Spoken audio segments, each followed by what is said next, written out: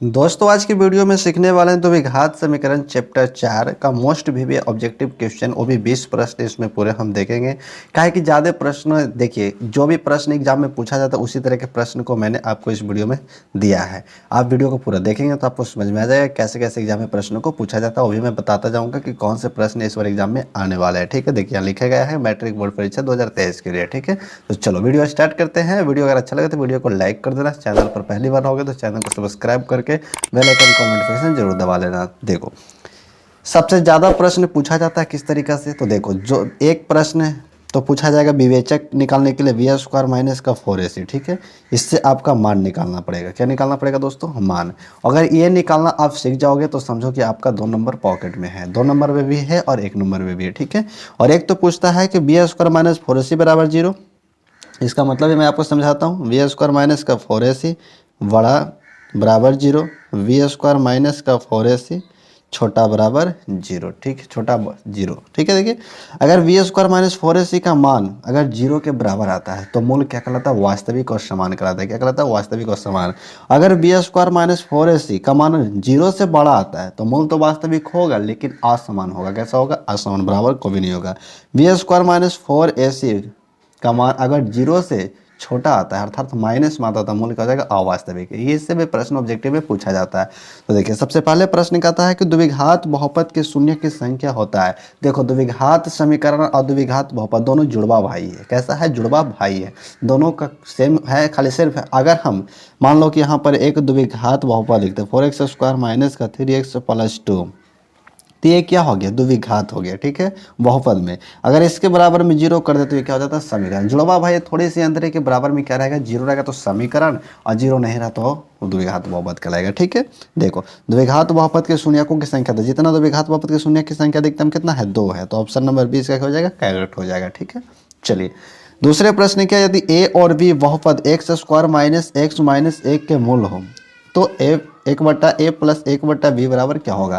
तो याद रखना इस तरीका का रहे तो सबसे पहले आपको क्या करना है? इसका भिन्न का जोड़ कर लेना। भिन्न के जोड़ करेंगे तो ए बी आ जाएगा और यहाँ पे आ जाएगा क्या? ए से ए कैंसिल तो बी प्लस का ए। कहने का मतलब शून्य का योगफल और शून्य का गुणनफल। तो शून्य का योगफल निकालिए, alpha plus beta, alpha plus beta की जगह क्या दिया? ए प्लस बी दिया है। ठीक है, तो माइनस बी बटा ए इसका सूत्र होता है। तो बी का मान देखो यहाँ से लोगे और ए का मान यहाँ से लोगे। ठीक है, तो कोई गुणांक जितना रहता है तो इसका गुणांक कुछ नहीं तो 1 होगा, यानी माइनस तो पहले से एक माइनस और आ गया और बटना में एक, यानी माइनस माइनस क्या हो जाएगा? प्लस, अर्थात 1 आएगा। तो यहाँ पर हम लिखेंगे 1। अब गुणनफल बोला, गुणनफल क्या होता है? अल्फा इंटू बीटा बराबर होता है सी बटा ए। सी का वैल्यू कितना? -1, तो माइनस का 1 और ए का वैल्यू 1 अर्थात माइनस का 1 आएगा। तो यहाँ पे माइनस का 1 भाग लगाएंगे तो आ जाएगा माइनस का 1 इसका आंसर, जो कि ऑप्शन नंबर कितना है? बी। ऑप्शन नंबर 20 का करेक्ट हो जाएगा।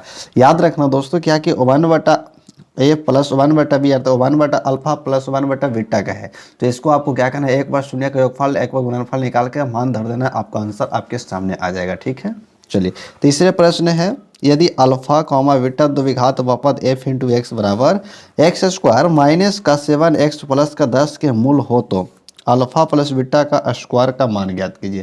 देखिए अल्फा प्लस बीटा को बोलते हैं शून्यकों का योगफल। तो यहाँ से पहले आपको ए का मान निकालना है, फिर बी का मान निकालना है और सी का मान निकालना है। तो ए का मान तो कुछ नहीं तो 1 हो जाएगा, बी का मान कितना हो जाएगा? माइनस का 7, सी का मान 10 हो जाएगा। तो अल्फा प्लस बीटा बराबर सूत्र क्या होता है? माइनस बी बटा ए। देखो माइनस बी बटा ए, बी का मान कितना? माइनस का 7, एक तो माइनस फार्मूला से है और एक माइनस का 7 है। ए का मान कितना? 1 है, अर्थात आ जाएगा माइनस माइनस प्लस तो 7। यहाँ पे क्या बोला था? अल्फा प्लस बीटा का होल स्क्वायर, तो इसको भी कर देंगे होल स्क्वायर, तो कितना आ जाएगा? 49 आ जाएगा। कितना आ जाएगा? 49, जो कि ऑप्शन नंबर कितना है? बी।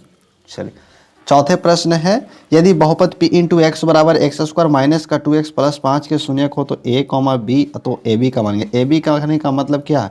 शून्यकों का गुणनफल। तो गुणनफल बराबर सूत्र होता है c बटा ए।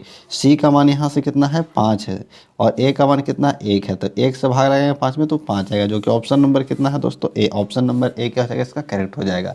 ठीक है, पांचवा प्रश्न, यदि द्विघात समीकरण p इंटू एक्स बराबर 2x square plus 3x minus 4 बराबर 0 के शून्यक अल्फा और बीटा हो तो अल्फा प्लस बीटा का मान। फिर से देखिए शून्यक को योगफल, योगफल बराबर सूत्र क्या होता है?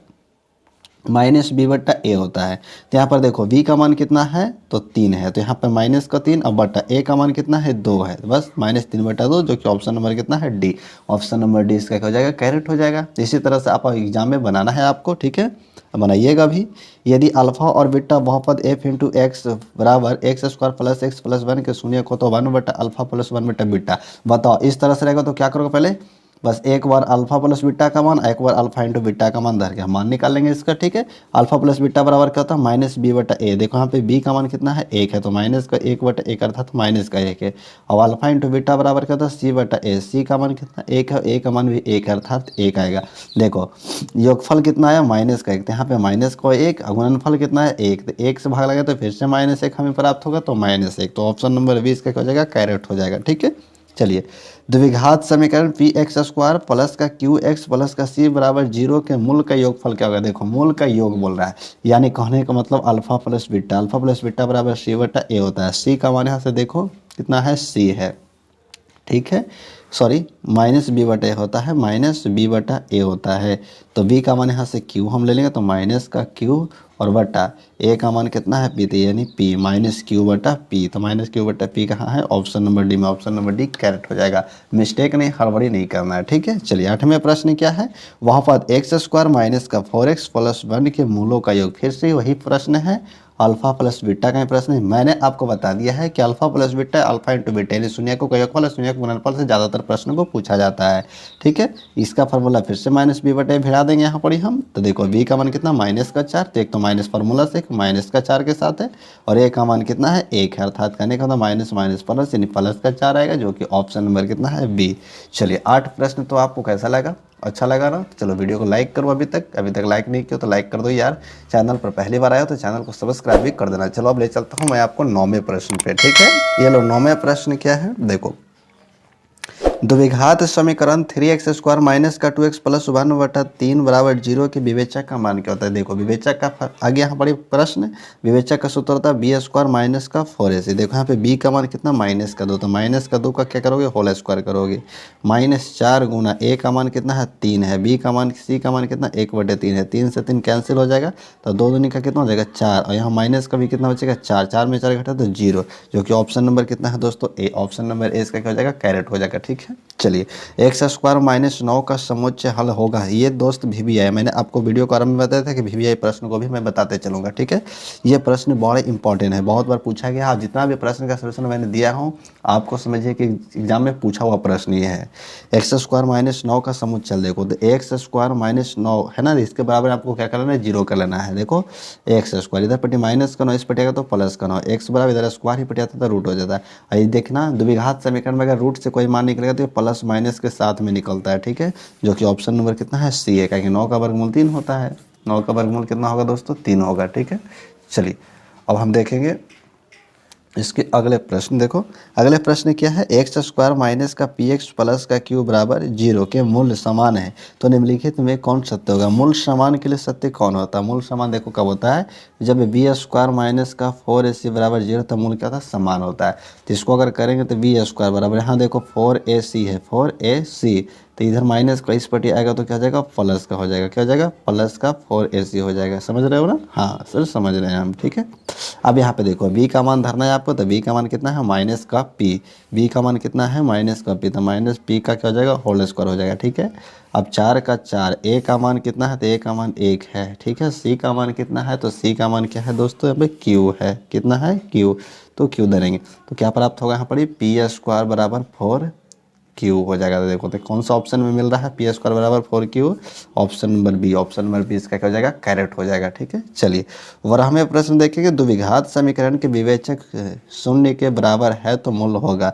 देखो शून्य के बराबर यानी b² माइनस 4ac का मान किसके बराबर, शून्य के बराबर। तो इस तरह स्थिति में क्या होता है, मूल क्या होता है, वास्तविक और समान होता है। क्या होता है, वास्तविक और समान, जो कि ऑप्शन नंबर बी है। तो ऑप्शन नंबर बी इसका क्या हो जाएगा, राइट हो जाएगा, ठीक है।